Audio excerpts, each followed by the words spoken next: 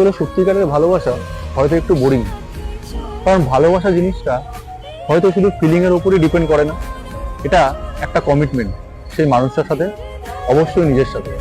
হয়তো সেই ফেসবুক বা ইনস্টাগ্রামের সবাই ভালোবাসি দেখানোর মতো হয়তো জিনিসটা না।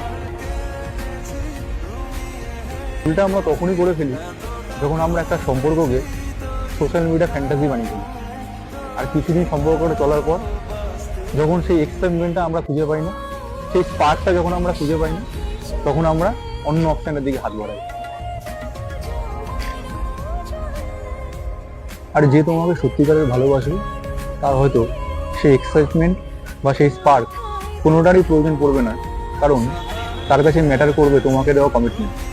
আর হয়তো তার ভালোবাসা জাহির করার জন্য তাকে সোশ্যাল মিডিয়ার শো অফের কোনোদিন কোনো প্রয়োজন পড়বে না।